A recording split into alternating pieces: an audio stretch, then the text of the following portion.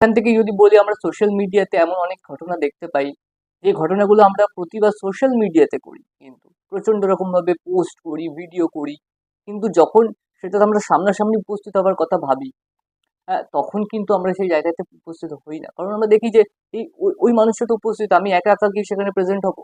বা সোশ্যাল মিডিয়ায় কোনো জিনিস পোস্ট করার ক্ষেত্রেও আমরা দেখি যে যখন আমরা দেখি যে 10 জন মানুষ, 12 জন মানুষ বা প্রচুর সংখ্যক মানুষ একটা বিষয়ে পোস্ট করছে, তখন আমরা সেই বিষয়ে কিন্তু পোস্ট করি।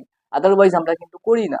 আমরা কিন্তু একটা দ্বিধাদ্বন্দ্বের মধ্যে থাকি যে আমি পোস্ট করব, তাহলে কোনো মানুষ, আমি যদি পোস্ট করি তাহলে সেটার রিফ্লেকশনটা কিরকম হতে পারে, সেটা পজিটিভ রিফ্লেকশন হতে পারে, নেগেটিভ রিফ্লেকশন হতে পারে, বা আমি যদি পোস্ট করি তার কনসিকুয়েন্সেস কি কি হবে, কোনো পলিটিক্যাল পার্টি এসে আমাকে মারধর করবে, আমাকে থ্রেট দেবে, সেটাও হতে পারে, বা আমাকে নিয়ে ট্রোল করা হবে, সেটাও হতে পারে। সেখান থেকে কিন্তু আমরা বিরত থাকি।